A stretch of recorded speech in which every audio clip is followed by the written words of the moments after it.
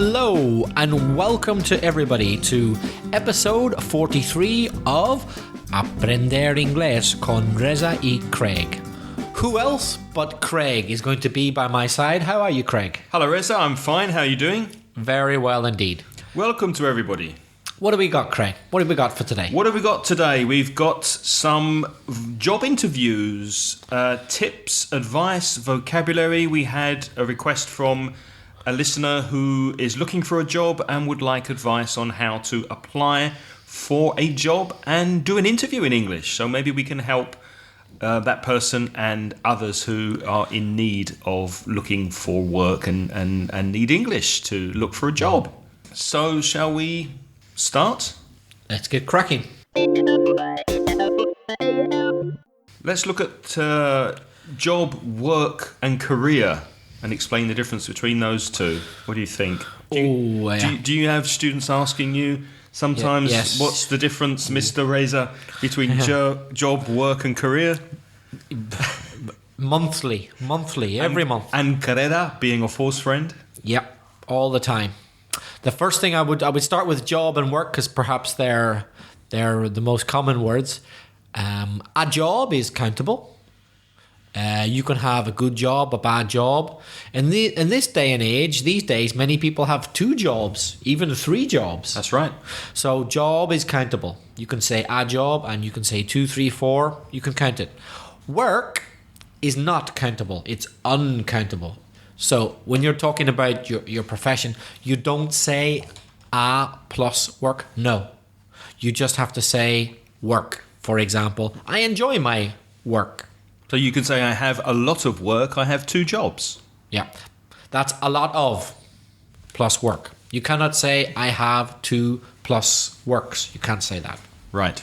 There is one area of vocabulary, not professions, but an area in which work would be a countable noun, and that's in art, if you're speaking about the works of Picasso, for example. Yes, but that's obras. But that's obras d'arte, exactly. Yeah. But usually when speaking about jobs, work, then it's an uncountable noun and a verb. What about this classic you mentioned, Craig? Career, carrera. Ooh, what's all that about? Yeah, I hear this mistake all the time, Reza. My students saying, I'm studying a career. Studying I'm studying degree. I'm doing a degree. Doing a degree, yeah. Studying for a degree. Or my studies. I'm working hard on my studies at the moment. I'm studying physics. I'm studying art. But just to clarify specifically what you do at university in the UK for 3 or 4 years, in Spain 4 or 5, is a degree.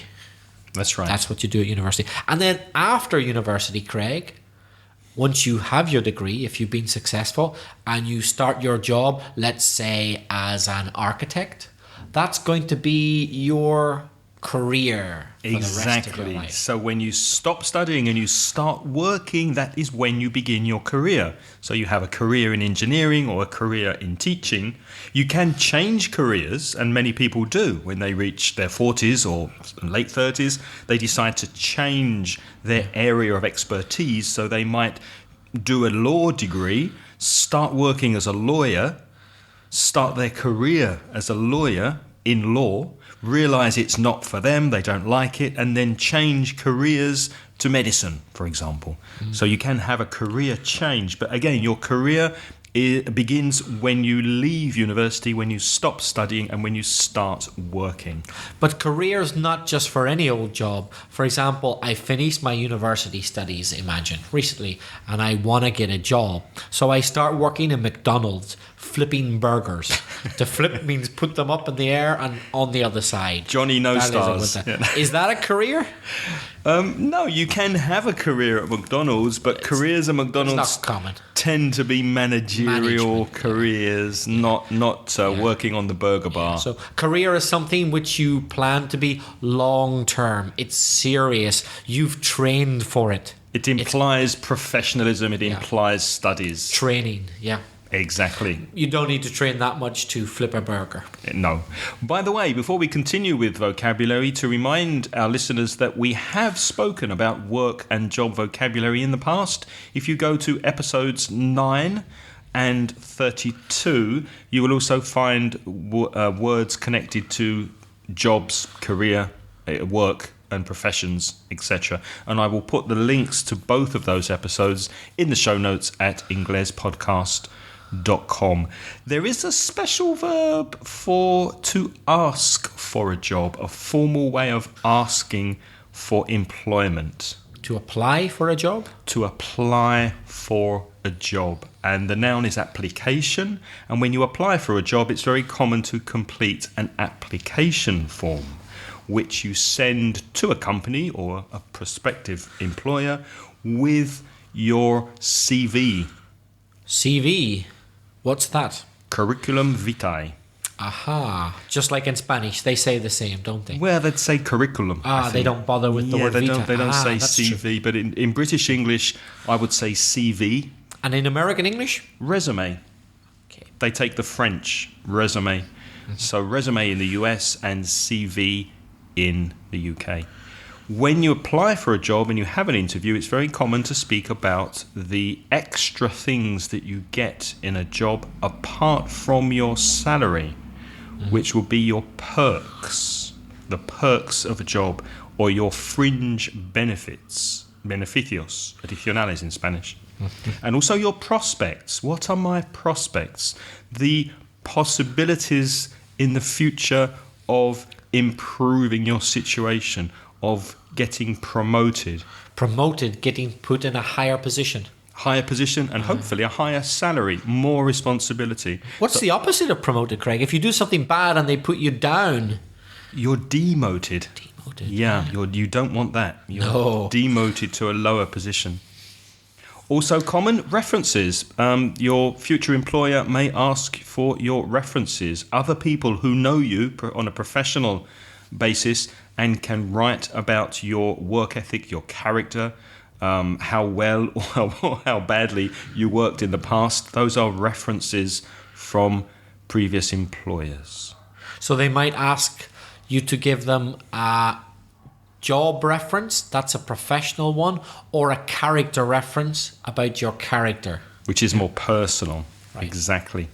You'd commonly speak about your experience, your work experience in an interview, and your qualifications, the pieces of paper, your degrees, courses that you've done, where you can prove that you have learned something. Those are your qualifications.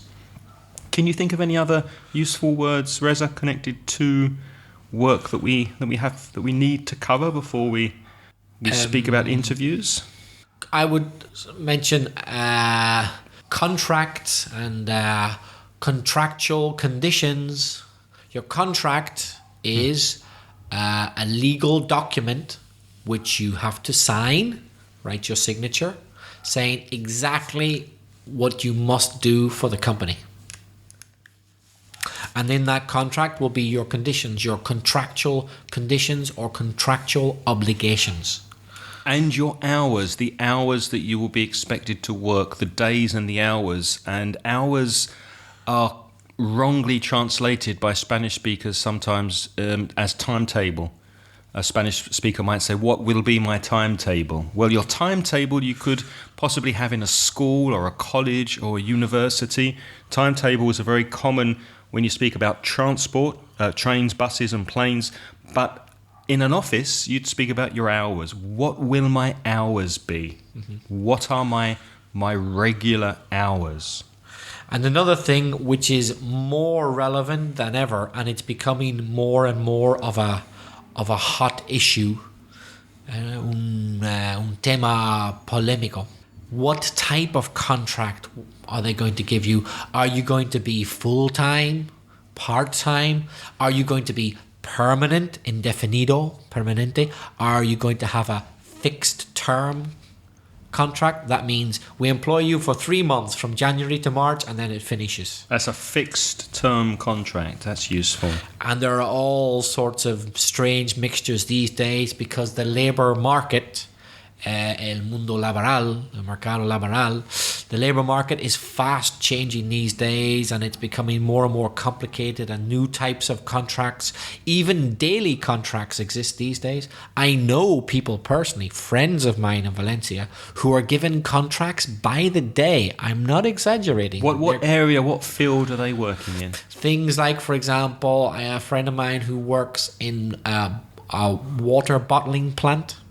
And he's been working there for a long time, for years, but still they give him contracts by the week, by the day. They keep renovar, they keep renewing his contract. They know they're going to need him, but just to save money, they say, oh, we need you for 3 days, then 1 day no. 2 days yes, 3 days no. That's terrible. That must lead you to feel very insecure about your employment. And job insecurity. Big issue these days, isn't it? We don't need to tell our Spanish listeners about that. I'm sure a lot of them know all about it. Unfortunately, it's all too common. Another important question you should perhaps ask in an interview is, will I be expected to work overtime? And if I do work overtime, time hours outside of my contract, will I be paid for it? Because it's very common to have this nebulous area of it's not very sure how many hours you'll be expected to work, but you won't get paid for staying until 10 o'clock at night. And that's very unfair. So I think it's important to be clear at the interview and make sure it's in the contract if you will be expected to work overtime, and if you do, will it be paid at a higher rate? Very often there's a special overtime rate, isn't there? Yeah. People often talk about, for example, if you work overtime, you get paid time and a half. That means you get paid 1.5 times the normal hourly rate. So if you're earning 20 euros an hour, your overtime rate at time and a half will be 30 euros an hour. Right. Yeah. Although these days in Spain, good luck trying to get that overtime rate. I don't think any employer will give it to you.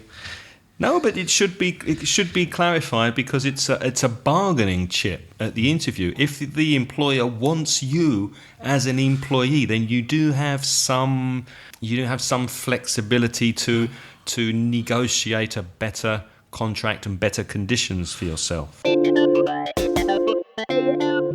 Preparing for a job interview, the first thing I would do. Now, I haven't looked for a job for many years, but what I would advise students to do is first Google the company that they are going to work for, or that they hope to be working for. So find out as much as you possibly can on the internet about the company before you go. Read everything you can, do your homework about the company so that you have a good idea of the company's history, of what they have done, their achievements in the past, so that you feel comfortable speaking about the company in the interview. I think that's very important. Yeah, and if they're going to be interviewing you in English, or they're going to test your English, read about the company in English. Even if it exists in Spanish, doesn't matter. Also read the English, because then you'll become familiar with the type of words, vocabulary, the issues the company are interested in. And in your interview, hopefully you'll remember those in English if they're going to ask you in English, and that's a very good they'll point. Be impressed. That's a very good point. And there may be information on the internet in English that isn't in Spanish. So check both. You said Google the company, Craig. Yeah. Also, this is a piece of advice, common sense. It's not really to do with English, I suppose, but the company often these days will Google you. Exactly. Be careful what you've put on internet. Yeah. Because companies often look for your Facebook, Twitter, all sorts of things, blogs, or just what they can find out in Google. If you're an ex-serial killer and you've been in prison, I'm afraid they're probably going to find out these days. And that photograph of you on Facebook being completely drunk at a party or maybe going to the toilet in the street, make sure you remove that from the internet, because as you will Google the company, there's a very high possibility, as Reza says, that they will Google you. So it's a good idea to make sure your profile on LinkedIn is up to date. Put your employment history on LinkedIn. It's a good idea these days to have a strong internet presence. I had a student, I don't know if I told you this, Reza, last year, who was in the field of journalism. and this student had studied journalism at university and was working in her first job as a journalist. And when I asked her how I can find out information about her on internet, she didn't have any internet presence at all. Now, I think in certain professions, like journalism, for example, it's good that you have your own personal blog, that you have your own voice, that you have even a basic website with information and things that you've written that you're proud of, just to have, when a company Googles your name, that something comes up that puts you in a positive light. And I think that I can't emphasize that enough. I think it's very important these days, even to make a short interview of yourself and videotape it and put that on YouTube. That could get you in the door to the interview. If an interviewer looks at your CV that you've sent by email, then Googles you, if they get to a YouTube video of you speaking and explaining your experience, that could get you the interview. That could be the difference between getting a job or not getting a job. Yeah. Craig, I actually did have to apply for a job a couple of years ago. It's a job which I had already been doing, which was teaching English at the University of Ulster in a summer course. I went there for a couple of months. And as a matter of bureaucracy, I had to reapply for my own job every 2 years. It's normal. So it was a formality. It was just a formality. However, I thought, this gives me the chance to update, actualizar, my CV. Do you know what the update was? Can you guess? It wasn't this podcast, was it? Of course it was.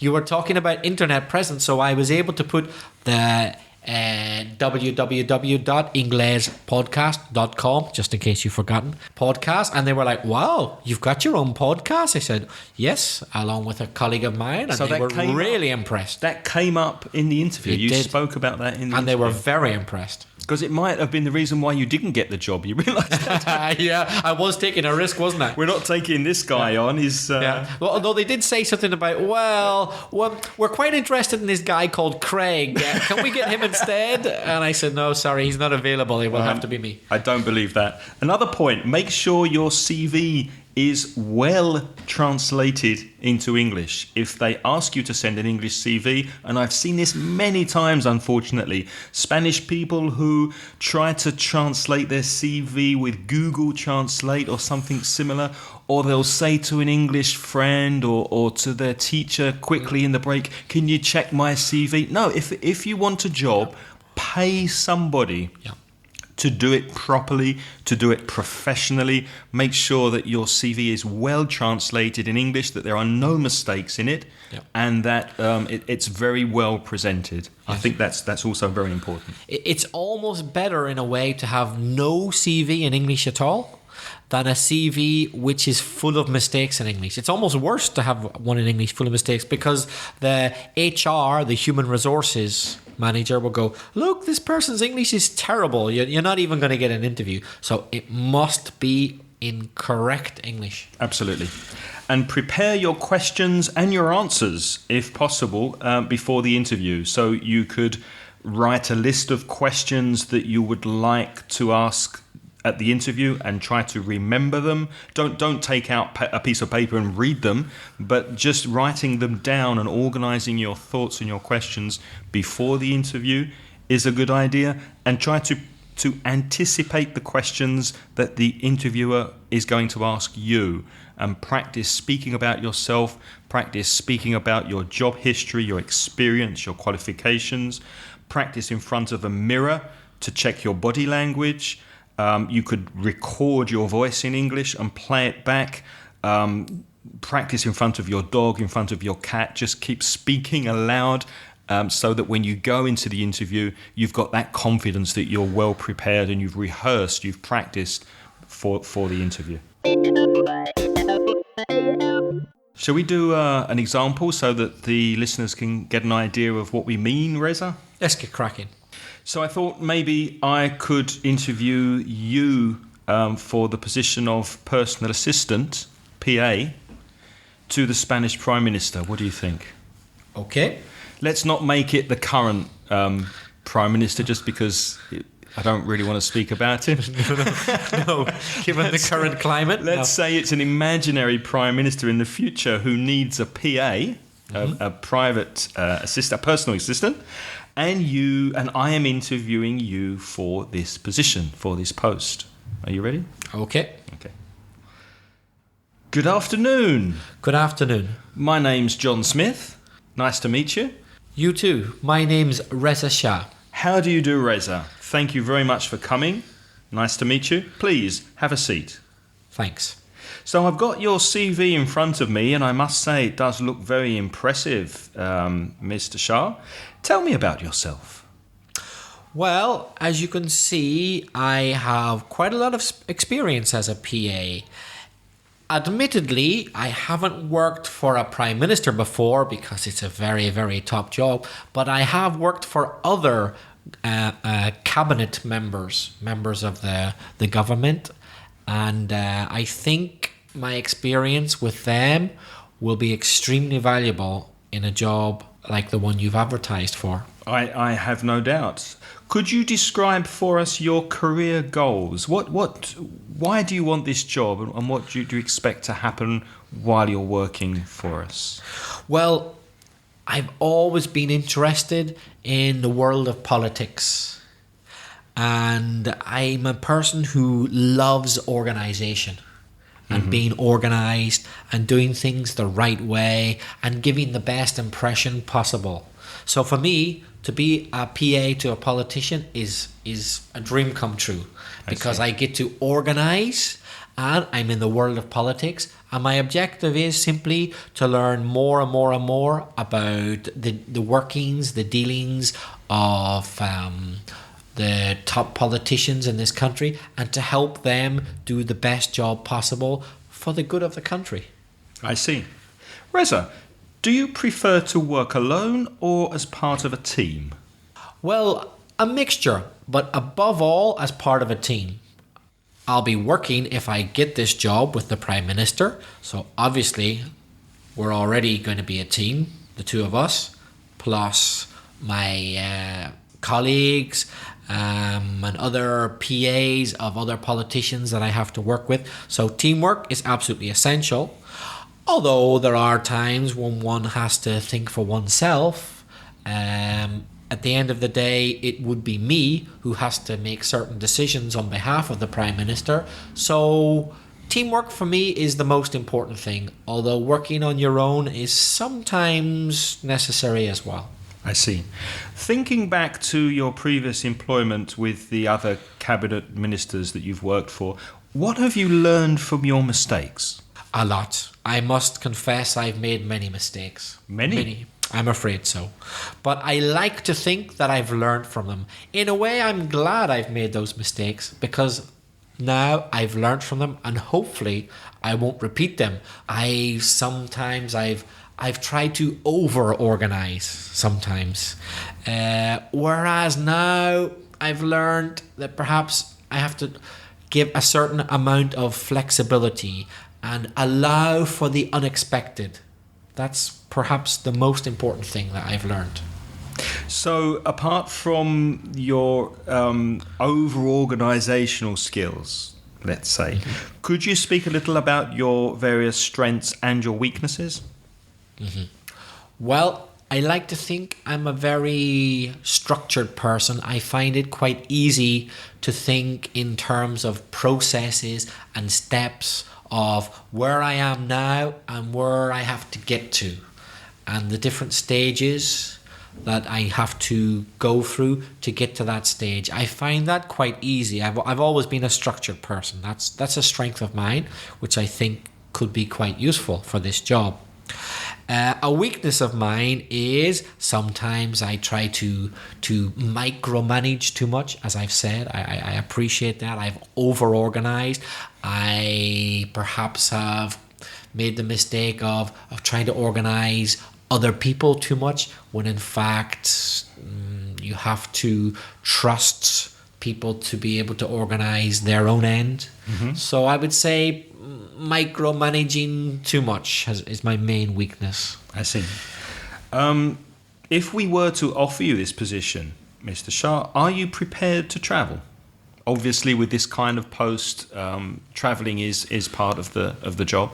Indeed. Not only am I prepared to travel, but I'm looking forward to it. I love traveling. So really, for me, the more travel involved, the better.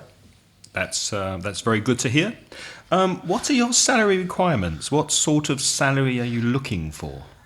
Well, I was hoping it would be something in line with my last salary. Something in that area.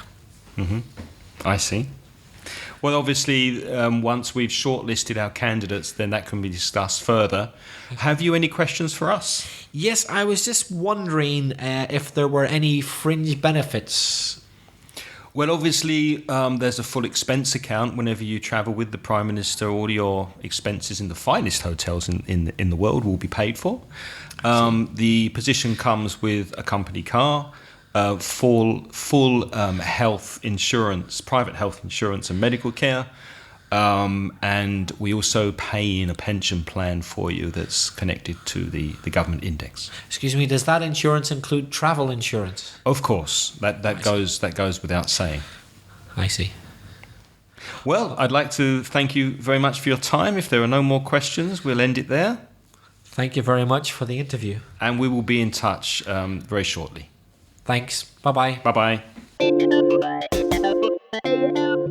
I think I was very impressed with that, really? Reza. Would you give me a job? I would definitely put you on the short list of one, I think. Very good.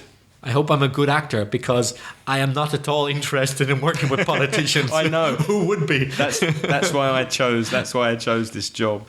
Notice how well Reza answered the salary question. He didn't speak particularly about money. It's very good to be a bit...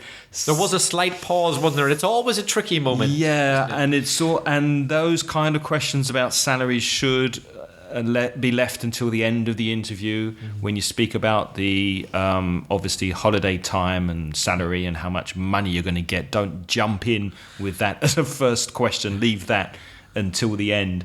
And there are some ways that are more polite that you could use to ask about salary. What are you looking for? What sort of salary are you looking to pay? What kind of contract would I be offered? Those kind of ways of asking for not how much money will I get. Something a bit more indirect would be more appropriate. I would. Some people are prepared to ask it, but me personally, I would never ask how much am I going to get. I think that frightens some employers. But you have to know at some point, especially if you're coming back for a second interview, so that you're not having your time wasted. That's true, but you asked me how much I expected, and my answer was something in line with, was my expression, in line with my previous job. In other words, I'm saying you have on my CV what I got paid in my last job. So I'm not going to talk money, but you've got it written in front of you. So I expect at least something similar now. Without actually saying, 37,000 euros, I said in line with, so they can look and say, okay, that's what he got, so that's what he's expecting. Yeah, it was very well answered. And remember, listeners, that when we speak about salary in an interview with a British company, you're probably speaking about a yearly salary. So don't give a monthly figure. That might be misunderstood as a yearly salary. You'd speak about for a 12-month period.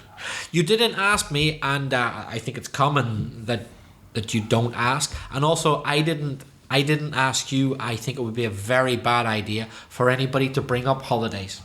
My advice to people is don't bring up holidays in a job interview.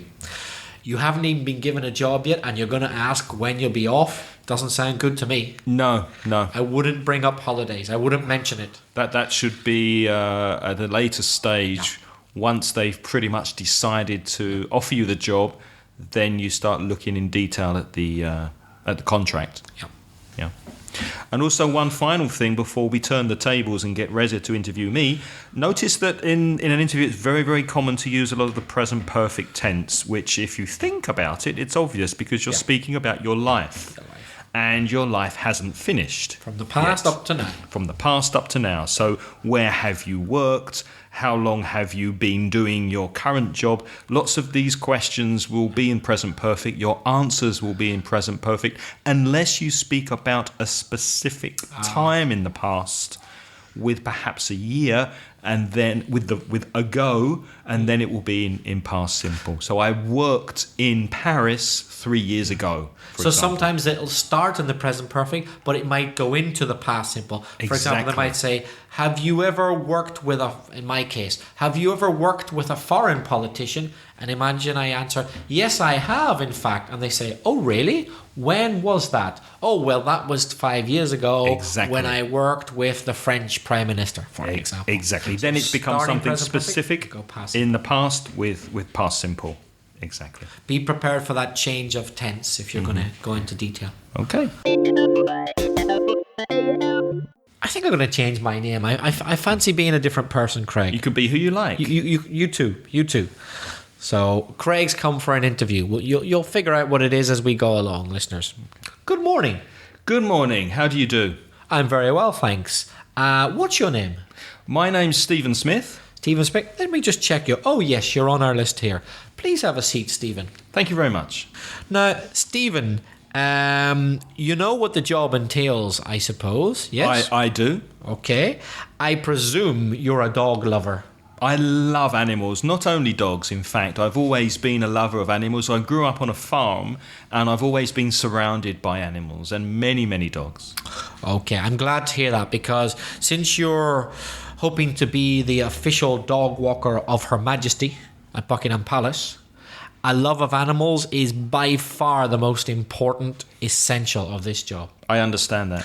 Not only dogs, as you know, Her Majesty is very keen on horses as well. You will probably be around horses a lot. Would that bother you? Not at all. In fact, when I was younger, I had a nickname. People used to call me Dr. Dolittle because they actually believed I could speak to the animals. Mm-hmm. Not because I did little, but because I had this gift of animals understanding me. I had this sixth sense of being able to communicate with animals. So you've always been around a mixture of animals? Yeah? I have horses, dogs, cats, all sorts, pigs, donkeys. Okay, now, chickens. As you know, Her Majesty is particularly fond of her corgis. Yes. That's her favourite breed. How many does she actually have at the moment? At the moment, I believe she has 6. Uh-huh. Yeah, I believe she has 6 at the moment. But she is fond of other breeds. What about yourself, Craig? Is there any breed you're particularly fond of? Well, I love all dogs in general, but I do like bigger dogs. I do like collies and German shepherds and Dalmatians and Irish setters. Uh-huh. The bigger dogs. Tell me what you know about corgis. I know that they have a wonderful pedigree, that they come from a long line of being bred in Europe. It's a European breed. Yeah. And they actually have won the Crufts Dog Show 6 times. I didn't know if you were aware of that, but they have won many prizes in international dog shows, and they are very well respected in the dog community. Now, Fifi is a slightly problematic dog of the Oh Queen's. dear, is she? I'm afraid she is. What's wrong with Fifi? The problem with Fifi is she's always at the back of the pack. She sometimes holds Her Majesty up. She delays Her Majesty. She doesn't like to walk as quickly as the others. There's no physical reason for this. She's just a bit problematic. And we were hoping you could remedy this. We were hoping you could get Fifi to keep up with the rest of the pack. Have you any ideas for how we can help Fifi?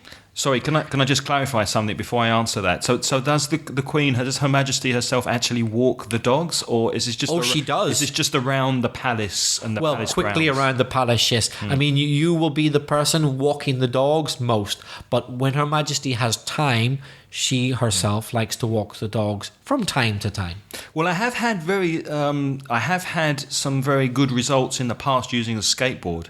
That I did look after a 3-legged terrier for a while, and strapping the terrier to the skateboard and pulling the skateboard along did help the terrier keep up with the rest of the pack. Now, I know it's quite a drastic step, and I'm not suggesting we try this until we've tried other methods, but as a last resort, that would keep little Fifi up with the rest of the group. So it is something to consider. But obviously, before taking that step, I would do physical therapy on Fifi, try to find out what the problem is, and encourage her, without pain, of course, to walk a bit faster and keep up with her friends. Yes. Now, Mr. Smith, I see from your CV that you're a married man and you have 5 children. Is that right? That's right. Now, I have to warn you that sometimes the dogs give Her Majesty problems which can't be predicted, and we may have to call you to come to the palace at short notice. Is that going to be a problem for you? No. In fact, that was going to be one of my questions. As official sort of dog walker, would I be offered accommodation inside the grounds, or would I be expected to stay within a certain area? Yes. How would that work? That's a good question. There is a small bedroom set aside for you, and you can sleep there any night that you happen to be at the palace. It is very small. It's not the most comfortable room in the world, but it's yours to stay when you like. And in fact, if a dog is ill, we will expect you to be around and stay at the palace. I would want to be. But I'm assuming that there wouldn't be room for my family inside the palace. No, I'm afraid not. Uh-huh. In fact, your family can never come to the palace for security reasons, I'm afraid. Right. Well, they are very understanding. I have had jobs before that require 24 hours on call to be available. So they do understand that a demanding job needs some sacrifice. So I can't see there being a problem with that at all. Well, have you any questions about your contract, Mr. Smith? Well, what would be the dress requirements? Obviously, I'd be occasionally in the presence of Her Majesty the Queen. So would I be expected to wear certain clothes? Would they be provided for me? You are expected to be dressed smart casual at all times. Right. Smart casual at all times. No training shoes ever. I see. Boots, as appropriate, are permitted. No training shoes. No tracksuits. What would be the requirements on special occasions, on state visits? Would I be expected to take care of visiting animals? Again, smart casual dress would do, because you won't be meeting any of the dignitaries, but you may be near Her Majesty but out of sight. So don't worry about those occasions. You except perhaps very occasionally, if a foreign dignitary has brought their own dogs and they wish to mix with Her Majesty's, you may have very, very, very brief encounters with those foreign dignitaries, and you will be expected to know how to handle their animals as well. Will that be a problem? Not at all. In fact, I do know that Vladimir Putin of Russia is very fond of his cats. Yes. And Mr. Hollande, Francois Hollande of France, is very fond of his poodles. So I am looking forward to meeting those when they do visit. What is the biggest problem facing your care staff, your animal care staff at the moment, and how can I help you solve it? Well, Mr. Smith, the reason we've advertised for this job is because, sadly, we had to let our previous employee go because he simply couldn't get to the palace quickly enough at short notice. I told you about the room we've set aside for you, and I'm afraid we let him go because he didn't respond to our urgent calls as quickly as we would have liked. We hope we're not going to have that problem with you. No, absolutely not. As I mentioned before, I am used to working under these conditions where I am on call 24 hours a day. And over the years, I've become used to it. I don't get as dog-tired as I used to be. Yeah. Now, you will be in charge of the animals' food. Do you know much about dog food preparation? Yes, that was my major at university. I studied animal nutrition. Because Her Majesty does not use tin dog food. Well, understandably, she expects it to be prepared from scratch. I would be surprised if she did. No, will I have a staff that will help me prepare the animals' food? Yes, there is a dog cook, but you are the one who makes the ultimate decisions. Here is a document, in fact, of 20 pages. detailing the likes and dislikes of all the different dogs for Her Majesty. I expect you to study it, memorize it, and know how to implement it as best possible. I will do that, and I look forward to tasting the food that's being prepared for the animals. Obviously, I'll taste it before giving it to them, so look forward to that very much.